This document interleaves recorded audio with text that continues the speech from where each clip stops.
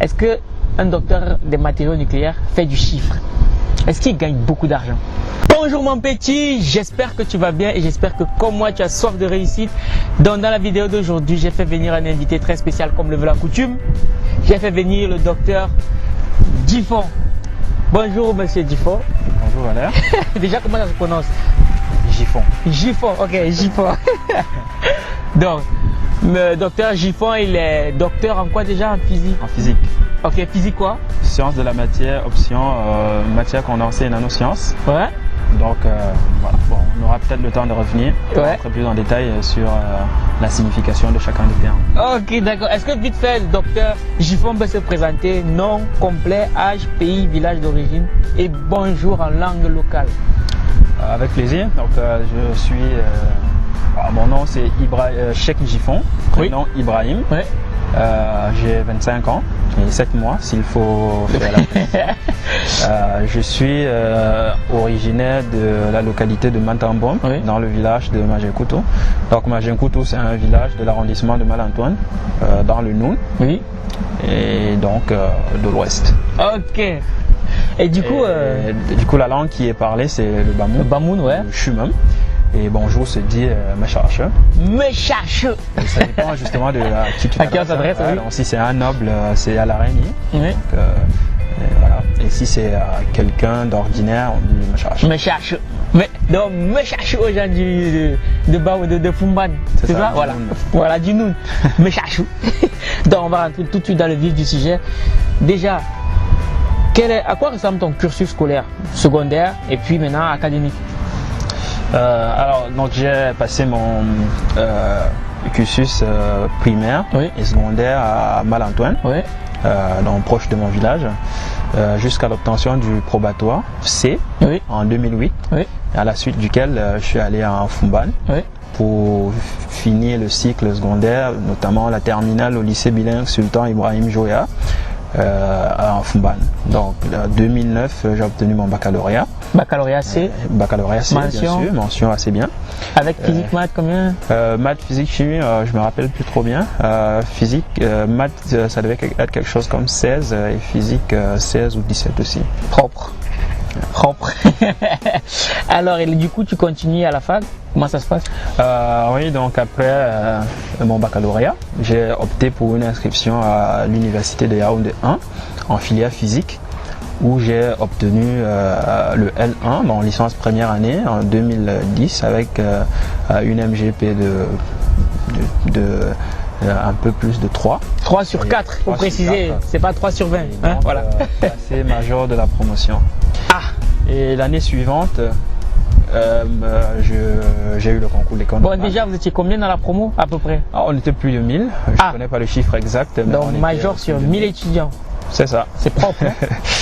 C'est ça. Et donc, en même temps, donc, comme je le disais, ma grande sœur, qui était déjà venue à Yaoundé avant, oui, a su trouver des bons arguments pour me convaincre de faire l'école normale. Exactement. Chose que j'ai faite et j'ai réussi le concours d'entrée à l'école normale en 2010.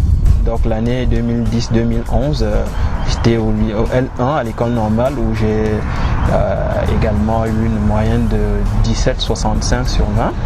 Classé major de la promotion, en tout cas pour le L1. Pareil pour le L2, major de la promotion l'année suivante avec 17, je crois, 14 sur 20. Et en troisième année, donc ça c'est 2012-2013. Je faisais en même temps, je complétais en même temps le DIPES 1 à l'école normale supérieure. Bon, une petite précision, l'école normale supérieure, c'est là où on forme les enseignants des lycées et de collège. Bien sûr. Donc je faisais en même temps le DIPES 1 à l'école normale supérieure et la licence à l'université de Yaoundé 1. Ouais. Et à l'issue de cette année, j'étais classé major respectivement pour le DIPES 1 et la licence. Et donc pour la licence, j'ai eu une MGP de 3,11. J'étais classé major, oui, et également major à l'école normale. Oh, major à la fac et major à l'école normale, il a tout le temps été major quoi. Et après, et ensuite, donc, master 1, master 2. Ensuite, après la licence, dans tout ce parcours, oui, qui, il faut le reconnaître, était plutôt assez complet jusque-là m'a valu d'être sélectionné pour un programme d'échange entre l'université de Yaoundé 1 et l'université de Lille 1. Ouais, en France. En France, bien sûr, dans l'université de sciences et technologies de Lille 1, et ce programme prévoyait que je fasse le master 1. Je n'étais pas le seul d'ailleurs, on était 3 sélectionnés. Ah, ouais. Je prévoyais que je fasse le master 1 à l'université de Yaoundé 1 et le master 2 à l'université de sciences et technologies de Lille 1. Donc j'ai l'année suivante, donc 2013-2014, fait un master à l'université de Yaoundé 1, à l'issue duquel j'étais classé major avec une MGP de plus de 3,70. Donc tu as été major au Cameroun et comme ça tu faisais pas, tu arrives en France, tu es major aussi.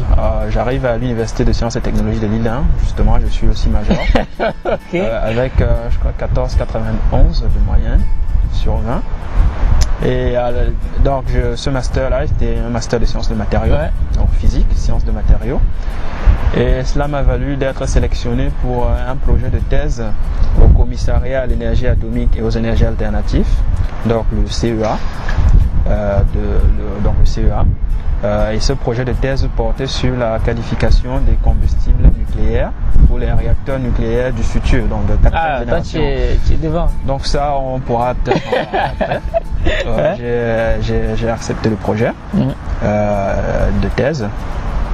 Et donc j'ai fait 3 années en thèse de novembre 2015 à novembre 2018. Oui. Donc le 6 novembre plus exactement, j'ai soutenu ma thèse qui portait sur la modélisation des modifications structurales, électroniques et thermodynamiques induites par les défauts ponctuels dans les oxydes mixtes sabordactiniques. Donc ça, c'est un peu... C'est sûr que c'était pas une musique de rap que tu étais en train de faire.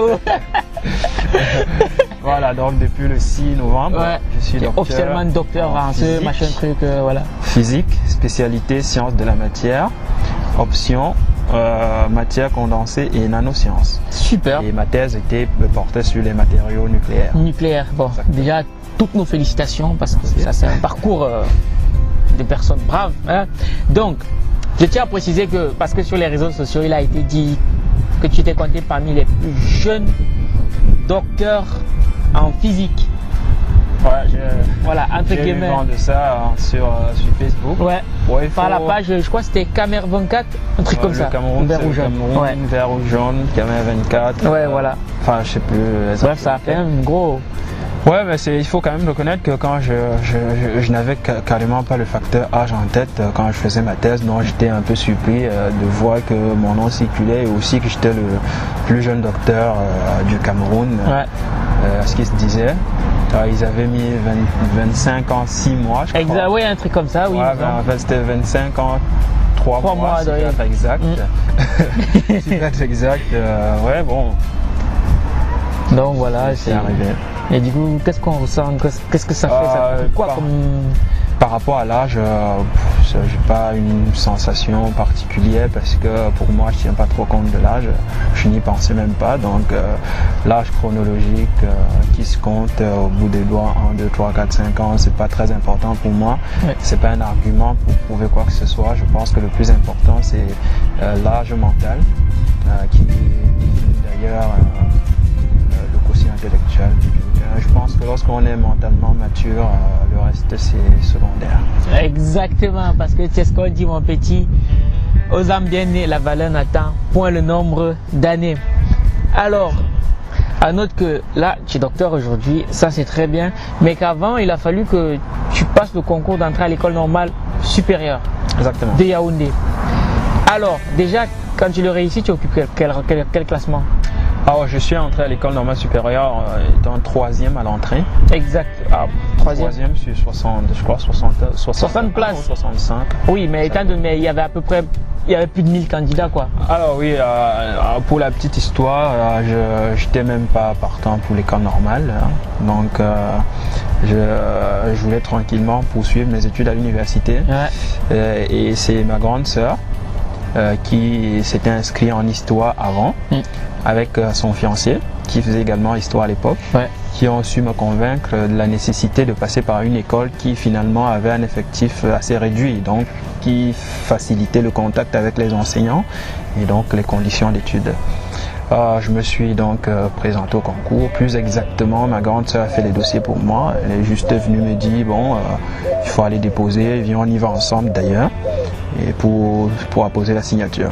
Donc j'ai rien fait jusqu'à l'examen du concours. Ouais. Et elle aussi, elle s'est présentée également en filière histoire.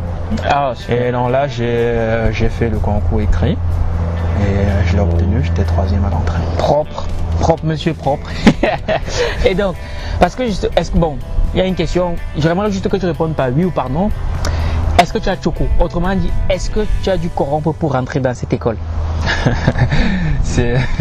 Vous savez que c'est le genre de questions qui ne peut pas être répondues par oui. Moi, j'ai essayé. Si je dis oui, ouais.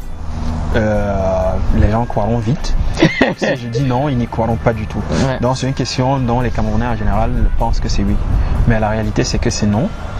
Parce que déjà je voulais pas faire école normale.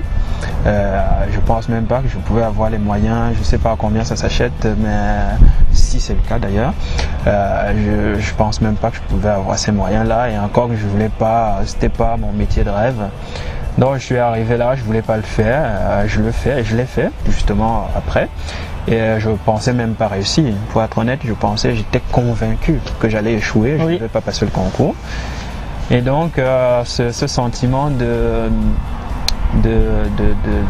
d'échec était lié au fait que partout ça se racontait que pour entrer dans une grande école, exactement, oui, il faut forcément mouiller la barbe, connaître quelqu'un, donner de l'argent, passer par des moyens de corruption. Ouais. Et donc cela c'est d'ailleurs, ce sentiment s'est renforcé une fois que je suis sorti de la salle de composition, la salle d'examen. Les épreuves étaient tellement abordables que je me disais que très vite sur la pléthore des candidats qu'il y avait, on devait facilement trouver 100 personnes qui avaient des moyennes entre 19 et 20. Parce que c'était assez facile d'avoir des points. Voilà. Je savais que scientifiquement, j'avais répondu présent. Mais j'étais convaincu que la sélection devait se passer ailleurs. Okay, donc je suis rentré au village tranquille pendant les congés, pendant les vacances, sans prêter attention à ce qui se passait. Et curieusement, c'est un vendredi, il y a un cousin de la famille qui est venu nous annoncer. J'étais au champ avec mon papa et un grand frère. Il m'a dit que j'ai eu l'école normale, j'ai eu l'écrit, il faut que je passe l'oral. Et l'oral, c'était la semaine d'après. J'étais surpris. Et c'est de là que j'ai compris qu'il fallait que j'abandonne complètement, que je cesse de croire ce que les gens disent de façon assez péjorative. Pas péjorative, mais de façon assez calée, parce que la façon dont on parle de la corruption à l'entrée des grandes écoles du Cameroun, des fois c'est pas qu'une option, c'est une obligation. Une obligation, exactement, oui, c'est pas faux. Et j'y ai cru, mais j'ai vite compris qu'il fallait laisser sauter toutes ces sottises-là. Okay. Je dis pas, peut-être que la corruption existe, j'en sais rien. Oui, mais je sais quand même que c'est possible d'entrer dans ces grandes écoles sans monnaie. Voilà, sans passer par ces moyens-là. C'est d'ailleurs l'histoire de ma vie. Je suis allé à l'école normale comme ça. Ok, bon, déjà, je te remercie pour ce témoignage parce que moi aussi, je fais partie de ceux qui continuent de penser que oui, au Cameroun, il y a un degré de corruption qui est assez élevé. Mais c'est possible de rentrer dans une grande école sans avoir à monnayer. Il faut se donner les moyens d'y arriver. Parce que comme le disait Esson Oyene Pierre-Nic, c'est un mec que j'ai interrogé, que j'ai interviewé il y a peu aussi. Il expliquait que en fait, ce qui lui a permis de réussir un concours, il a été le seul Camerounais dans tout le Cameroun à être sélectionné, à avoir réussi, c'est que il s'est dit, je m'en vais passer ce concours. Et pour la petite histoire, il a aussi réussi le concours d'entrée à Polytechnique à Yaoundé. Donc il expliquait que quand il y a un concours, si on doit prendre 2 personnes, il faut que tu te dises, je serai la première place et je serai la deuxième place. Si on doit en prendre 100, je dois être la première place et la 100e place, peu importe ce qui se passe. Et je continue de croire que si sur un concours, on a 50 places, tu me diras si je me trompe, je continue de croire que si tu es bon et que tu es le premier, tu es le major, il est impossible que tu ne puisses pas être sélectionné. En principe. Voilà. Donc, il faut croire en ce que tu as apporté. Bien sûr, d'autant que les personnes qui organisent ces concours, en général, c'est des grands intellectuels. Et il est difficile d'être intellectuel et malhonnête avec l'évidence de l'excellence. Exactement, oui. Lorsqu'il y a de l'excellence devant soi et qu'on est un intellectuel, tout de suite, il y a une certaine, voilà, ça se fait tout seul. Ok. Et je pense qu'on n'a vraiment pas besoin il faut cesser de croire aussi qu'il faut toujours monnayer, il faut faire ci, voilà. Ok. Mais du coup, j'imagine que pour être tout le temps major comme ça a demandé une certaine rigueur dans ta façon de bosser. Donc j'aimerais bien savoir comment est-ce que tu travaillais. La rigueur dans la façon de bosser, alors ça dépend de comment chacun, de tout un chacun, comment on prend la chose. Pour moi, le travail, je ne sais pas s'il faut d'ailleurs dire travail. Comment j'avais intégré l'école, comment j'ai intégré l'école dans mon quotidien, dans ma vie quotidienne. Pour moi, c'était quelque chose d'assez évident. Oui.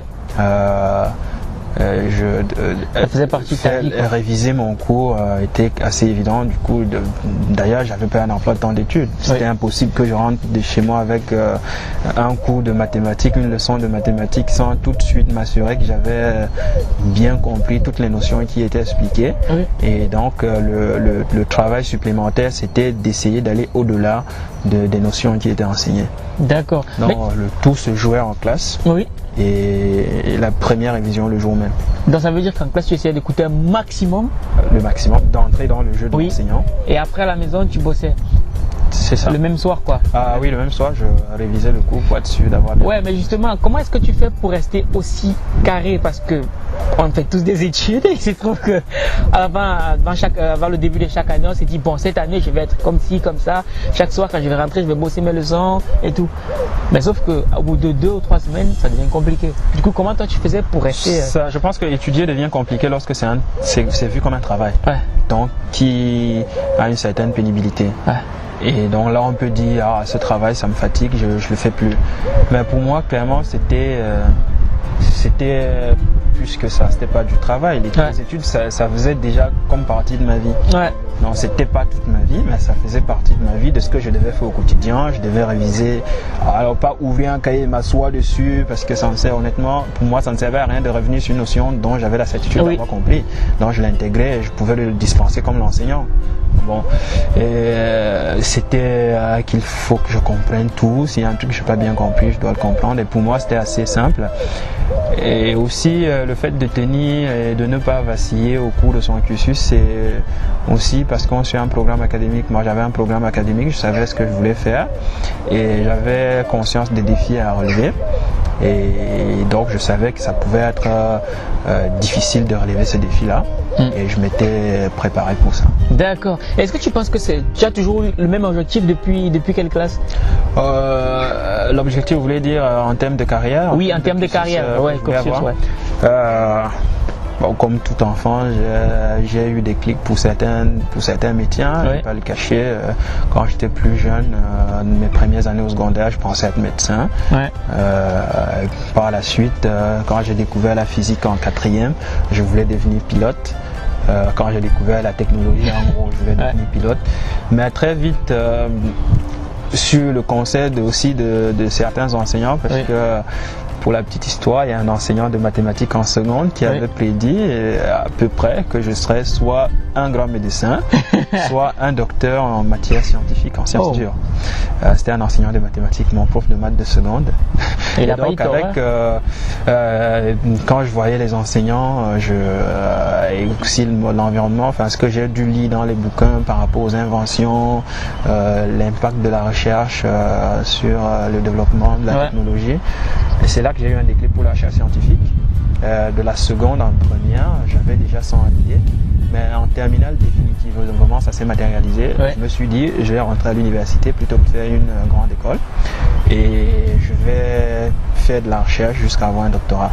Et de là, j'ai conçu un projet académique assez solide qui était assez simple aussi. C'était, je dois relever tous les défis jusqu'à obtenir le doctorat le plus rapidement possible. Ok, super. Ça c'est beau ça. En plus il parle tellement bien, tu vois mon petit. Donc attends. Et maintenant, parce qu'il y a un autre côté, parce que moi aussi avant j'étais quelqu'un qui me plaignait beaucoup. Jusqu'à ce que je comprenne que me plaindre ça ne me rendra pas meilleur.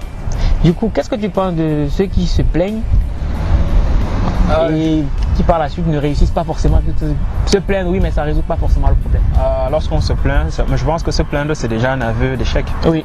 Si je puis ainsi m'exprimer, parce que comme je le disais, il faut voir faut voir la vie en termes de défis, Oui. pas de difficultés, pas de barrières. Tout ce qui était compliqué, c'était les défis à relever. Et il faut bien avoir conscience de ça. Au lieu de se plaindre, parce que si on passe ton temps à te plaindre, c'est comme si tu rejetais, en gros, c'est rejeter le monde réel dans lequel on vit. Ouais. Il peut y avoir des situations peu confortables, ça c'est sûr. Ouais. Et qu'est-ce qu'on en fait? C'est un défi. Et il faut savoir gérer cette situation-là tout en Exactement. restant dans le monde réel et en sachant que se plaindre, on ne changera rien, ça c'est sûr. Si tu veux changer quelque chose, donne-toi les moyens de devenir responsable, avoir la possibilité de changer Oui. et de le changer par la suite. Donne-toi le moyen de devenir responsable pour avoir la possibilité de changer. Moi, c'est une phrase que je vais garder à l'esprit parce que ça, c'est assez pertinent, c'est même très pertinent même. Alors, bon, maintenant on va passer du côté un peu moins académique de la chose. J'aimerais savoir, est-ce que études et relations amoureuses, c'est compatible? Absolument, c'est absolument compatible du moment qu'on a conscience de ce qu'on veut et qu'on est aussi sincère, parce que ça peut faire souffrir l'un comme l'autre. Je dis, si par exemple tu as un projet académique assez solide et auquel tu tiens et que tu as une copine ou une conjointe ou un conjoint et que la personne n'est pas au courant et que tu n'as pas assez de sincérité pour lui exprimer ou alors expliquer les choses telles quelles, je pense que ça peut être dommageable dans l'un comme l'autre côté. Ouais. Effectivement, on a ce stéréotype du petit intello qui est enfermé dans sa coincé, chambre, qui ne sait pas s'exprimer, qui déteste les sorties. Exactement, oui. Bon, peut-être, mais c'est pas indispensable, c'est pas nécessairement la marche à suivre pour réussir. En tout cas, je le pense comme ça. Ok, On d'accord. peut clairement concilier vie amoureuse. Vie amoureuse, c'est une vie normale. Oui, parce que ça fait partie Ça de la vie, rentre quoi. dans la vie. Ouais. On peut concilier même le travail, on peut étudier en travaillant. Exactement. Pour la petite histoire d'ailleurs, à l'école normale, quand j'étais à l'école normale et même à l'université, j'avais un petit travail d'étudiant. Je faisais des cours de remise à niveau Ah, à des étudiants, à des élèves de troisième, de première et de terminale. Et exactement. donc, j'avais une vie, je vivais une vie normale. Ok, ça te fait prendre un peu d'expérience déjà dans le truc, quoi. Bien sûr. En tout cas, ouais. Ça me permettait surtout de gagner un peu d'argent. Et surtout, tu fais bien de parler d'argent maintenant parce que là, on va rentrer dans une question qui va te concerner, qui nous concerne tous, c'est l'argent, le pécunier, ça nous concerne tous. Parce que moi, depuis un moment, j'essaie de développer une certaine conscience financière. Donc, je me suis rendu compte que pendant toute notre vie, on fait des études et on espère qu'au bout de ces études, qu'on puisse décrocher un boulot. Et on espère qu'au sorti de ce boulot, on puisse avoir des moyens pour pouvoir vivre. Alors, ma question elle aura deux volets. Première question, c'est est-ce qu'un docteur en physique nucléaire, entre guillemets, des matériaux nucléaires, est-ce qu'un docteur des matériaux nucléaires fait du chiffre? Est-ce qu'il gagne beaucoup d'argent? Est-ce qu'il gagne beaucoup d'argent? C'est la notion de beaucoup d'argent est très relative. Ça dépend de tout un chacun. Tu sais, il y a des gens qui peuvent gagner 5 millions par mois et pour eux c'est petit. Mais je comprends bien, vous voulez dire avoir une vie décente, oui. Le doctorat, c'est un diplôme qui donne accès à des emplois qui par la suite permettent d'avoir une vie décente. Oui. Ça te donne accès aux emplois de cadre. Et donc avec un doctorat, évidemment, on est tout au moins destiné à avoir une vie décente. Mais gagner de l'argent comme devenir riche, je pense qu'il faut penser à autre chose. Il faut avoir des compétences en plus, quoi. Des compétences, mais pas nécessairement. Mais peut-être pas en travaillant pour quelqu'un. Oui, voilà. Travailler pour toi. Tu peux, soit tu monter une entreprise, encore faudrait-il que ça réussisse. Oui, aussi. Et en général, il n'y a pas de raison que ça échoue. Super. D'autant que le doctorat, en plus, c'est pas que quelque chose. Quand tu fais un doctorat, tu ne te focalises pas uniquement sur études de physique. Ouais. Tu vois, bien sûr, c'est ta spécialité, tu le fais plus que tout. Oui. Mais à côté de ça, tu as aussi tout un tas d'autres formations transverses, notamment en gestion d'entreprise, comment gérer une équipe, en communication scientifique. En plus, c'est hyper important. Voilà, c'est très important d'ailleurs. C'est l'ensemble de choses qui accompagnent une thèse, parce qu'une thèse, c'est un projet scientifique qui est destiné à résoudre un problème spécifique dans mon cas, spécifique d'une entreprise. Oui. Et donc, il fallait définir un ensemble d'éléments et tenir les délais pour arriver à cela. Merci. Donc, Comme quoi, on apprend beaucoup de choses. Mon petit, si j'ai un conseil à te donner, c'est que si tu veux devenir grand, commence à marcher avec les grands. Tu vois un peu, non? Même par accident, ils vont te contaminer la grandeur, tu vois. Donc, puisqu'on parle d'argent, on va continuer. Est-ce que tu ne trouves pas que dans le système éducatif, il y a quelque chose d'un peu vicieux? Ceci dans la mesure où on passe toute notre vie à aller à l'école pour pouvoir avoir un job, pour pouvoir gagner de l'argent. Mais qu'on ne nous apprenne pas grand-chose sur l'argent. On acquiert des connaissances, mais on ne nous apprend pas comment utiliser ces connaissances pour gagner de l'argent. Est-ce que tu ne trouves pas que c'est un peu... Moi, je pense que la question, c'est en termes de gagner d'argent à travers le système. Je pense que c'est un problème du système éducatif parce qu'il forme des gens prêts à être des employés. Ouais. Et lorsqu'on est employé, on sait très bien qu'on ne peut travailler que pour quelqu'un qui va gagner beaucoup plus que vous. Exactement. On ne peut pas devenir riche en étant un employé. Donc, oui, s'il y a une critique à faire au système éducatif, c'est justement ça. Ça forme des gens, des employés pour la société. En l'occurrence, le système éducatif camerounais. Oui. Et donc, je pense qu'il pourrait gagner davantage à nuancer un peu et intégrer la formation des créateurs d'emplois, des créateurs d'activités. Oui. C'est déjà d'ailleurs le cas à l'université de Yaoundé 1 que je connais, où j'ai subi des enseignements allant dans ce sens, mais qui reste encore très, qui a une marge d'influence assez négligeable sur l'ensemble. Donc, je pense qu'il y avait un cours sur la création d'entreprises, je crois, quelque chose comme ça, en licence, il me semble. Mais ça reste encore très embryonnaire, quoi. Très embryonnaire par rapport à l'ensemble de ce qui est fait. Mais déjà, ça c'est... Ouais. Et je pense qu'on gagnerait plus à accentuer, mettre un accent assez vigoureux sur cet aspect-là, de sorte qu'on apprenne à former des créateurs d'entreprises, d'activités, plutôt qu'à former des gens qui vont occuper un poste. Exactement. Et je pense que tous les gens qui sont passés par le système éducatif camerounais sont victimes de ça. Victimes pas dans le mauvais sens, hein, oui. Pas dans le sens de diabolisation. Oui. Victime dans le sens que c'est ce que le système offre. Oui. On fréquente tous au Cameroun pour devenir quelqu'un dans le sens occuper un poste important. Un poste qui a un bon niveau revenu. Oui. Exactement. Et comme ça, on se prive de fabriquer des millionnaires. Exactement. Mais justement, par rapport à ça, je sais que pour le moment, le système il est tel qu'il est. Mais moi, si j'ai un conseil à te donner, mon petit, c'est que le système il est comme il est, mais ça ne t'empêchera pas d'apprendre de manière autodidacte, parce qu'on connaît notamment des gens comme le jeune William Kamkwamba. En fait, c'est un jeune d'origine malawite qui a conçu une éolienne en partant d'un livre qu'il a découvert à la bibliothèque. Donc il a vraiment appris en autodidacte. Après, je peux te citer Elon Musk qui a appris le fonctionnement d'une fusée à travers un livre. Il n'a pas eu besoin d'un professeur. Donc toi aussi en autodidacte, tu peux développer une certaine intelligence financière et savoir tirer ton épingle du jeu. Donc il ne faudra pas attendre le système pour pouvoir faire quelque chose. Bon, c'était ma petite parenthèse. Je vous propose qu'on poursuive. Alors, maintenant, tu as un parcours assez impressionnant. Moi, je suis pas impressionné parce qu'il m'attendait parce que tu me livres tant de détails. J'aimerais savoir, maintenant, du haut de ton doctorat, après avoir suivi tout ce parcours, et là, vraiment, tu te hisses en tant que modèle pour beaucoup de jeunes. Modèle.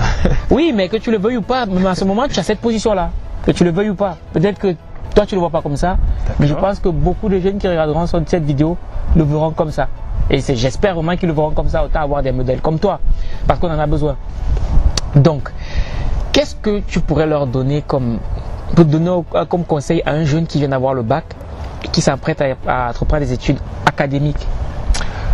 Alors, comme conseil, je lui dirais juste d'avoir un projet assez clair, savoir ce qu'il veut faire et surtout être intelligent dans la façon de faire ses choix. Parce que c'est une chose de désirer quelque chose, oui, mais c'est aussi une chose de concilier ses désirs à ses compétences. Ouais. Donc je conseillerais aux jeunes bacheliers de choisir, de faire un choix qui correspond justement à ce en quoi il excelle. Par exemple, s'il excelle en matière scientifique, ça ne servira à rien qu'il veuille, s'il veut devenir un avocat, pourquoi pas, mais il gagnerait beaucoup plus à devenir ingénieur, par exemple. Donc il faut faire un choix intelligent de ce qu'on veut faire et surtout avoir un bon projet académique ou un projet professionnel auquel on croit et auquel on est prêt à faire des sacrifices, notamment au niveau des études, Oui. consacrer un certain nombre d'années Ouais. pour obtenir ce qu'on veut. Je lui dirais également d'être assez attentif, avoir un esprit très ouvert Oui. et faire attention à tout ce qui se passe autour de lui. Ouais. Ne pas croire à tout ce qu'on raconte, parce qu'il y a aussi plein de choses. Autant ce que les gens racontent peut servir à encourager, autant ça peut aussi servir à décourager certains, notamment le cas de la corruption, comme Oui, on parlait exactement, oui. tout à l'heure. Et donc je pense que pour le jeune bachelier, c'est important Bien définir d'avoir son projet, Oui. de Et d'y croire croire. en ça, Ouais. croire en lui, Oui. ne pas croire aux difficultés ou aux obstacles, mais plutôt aux défis qu'il a à relever, et aussi se préparer aussi à des petits revers. Exactement. Donc, il y a croire, les mots-clés c'est croire, remplacer travail par défi et se dire qu'il y aura quelques petits revers et il faudra savoir les affronter. Pourrait avoir Ouais. des petits revers. Ouais, ok, d'accord, C'est qui pas- pourrait et qu'il faudrait savoir les affronter. Ok, merci. Et du coup, bon, est-ce que maintenant que tu es là, franchement, ton parcours il est juste impressionnant quoi.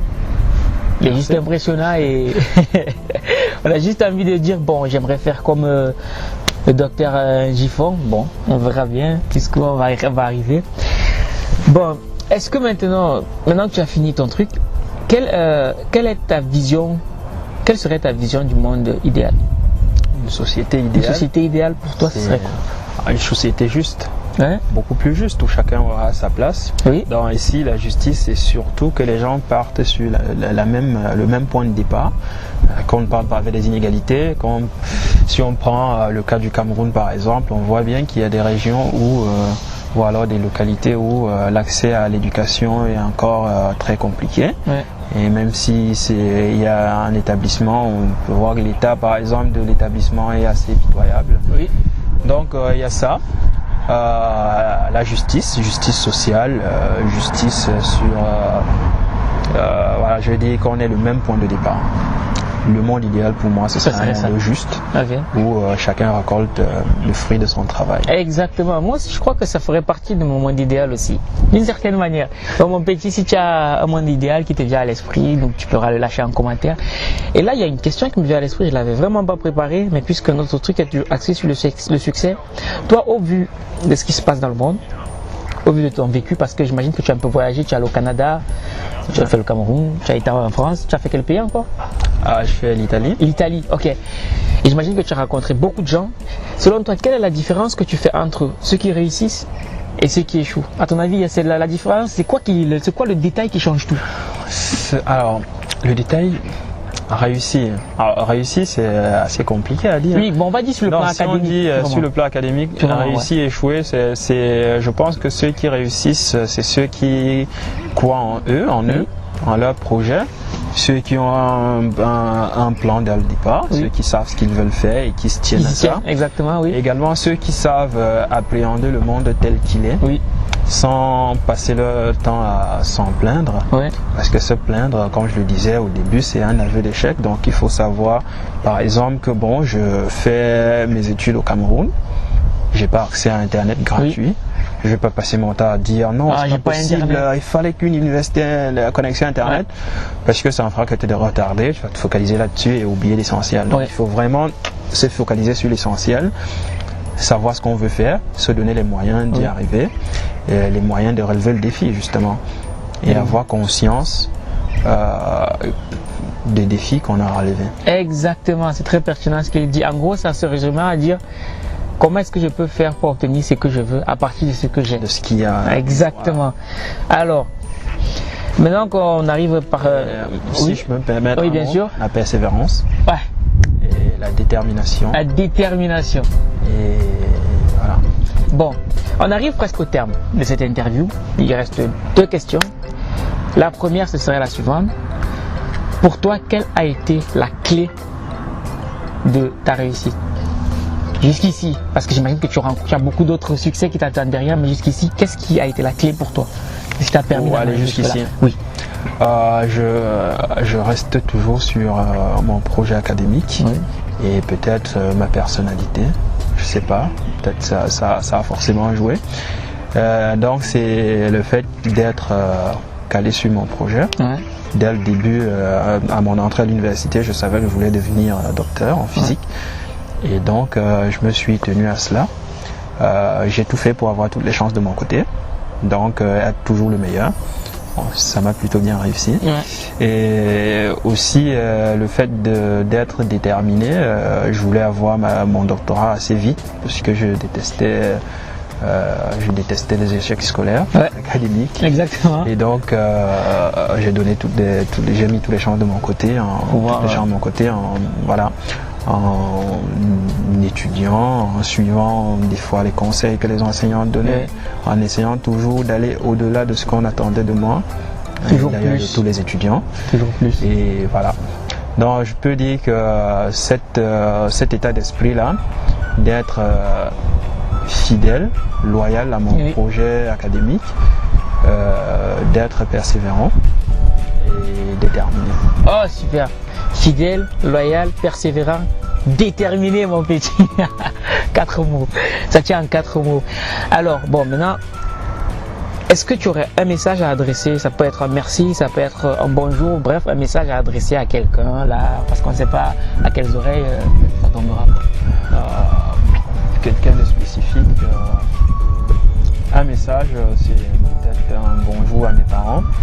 Mes parents, ma maman et mon papa qui m'ont toujours soutenu, ils ont été d'un grand soutien pour mon projet académique parce qu'ils m'ont encouragé à le faire, à faire ce que je voulais. Ouais. D'autres parents auraient peut-être dit allez, il faut vite gagner de l'argent et voilà. Non, ils m'ont soutenu jusqu'à l'obtention de ma thèse. Ouais. Et j'aimerais les remercier et leur passer un bonjour. Et également aux jeunes étudiants, parce qu'on ne sait jamais, peut-être qu'ils nous écoutent. Ouais. J'aimerais aussi les interpeller par rapport à tout ce qu'on vient de dire, hein, et de leur demander d'être persévérants, être loyal et fidèle à leur projet. Donc déjà, il faut se définir un projet académique ou un projet professionnel, peu importe, se donner à cela, être fidèle à cela, se donner les moyens d'y arriver. Donc ça suppose de ne pas se verser dans les plaintes, dans la dénonciation permanente de ce qui ne marche pas. Ouais. Il faut prendre ce qui ne marche pas comme un défi. Ouais. Et surtout être courageux, persévérant et déterminé à aller jusqu'au bout. Le monde a peut-être besoin d'eux. Exactement, le monde a peut-être besoin de toi. Puisque tu parles justement de ne pas se focaliser sur les plaintes, ce qui ne marche pas. Juste un petit aparté, c'est que vous savez, les entrepreneurs, en fait, la différence entre les entrepreneurs et les salariés, c'est que l'entrepreneur, c'est quoi? C'est je vois un problème, je me dis quelle est la solution que je pourrais apporter à ce problème, donner de la valeur à ma solution et pouvoir gagner de l'argent. Les entrepreneurs, en gros, c'est ça. L'entrepreneur ne se plaint pas. Lui, il se dit comment est-ce que je peux faire pour résoudre tel problème de mon petit. Essaye de te positionner en tant qu'entrepreneur plutôt que de te positionner en tant que plaintif, parce que être plaintif ne te rendra pas plus compétent. Donc, je te remercie d'avoir accepté de nous accorder cette interview et franchement, tant j'espère que ça aura intéressé l'auditeur, mais moi honnêtement, franchement, j'ai appris beaucoup. Et comme je t'ai dit, mon petit, si tu veux devenir grand, essaie de marcher avec les grands un peu. Non, je te remercie. Merci à toi, avec plaisir. Et en tout cas, on est ensemble comme un décembre.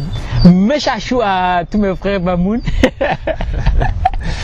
Et mon petit, j'espère que cette vidéo, maintenant on va s'arrêter là, j'espère que cette vidéo t'aura été utile. Si c'est le cas, on est ensemble et je te donne rendez-vous à la prochaine vidéo. Minakano.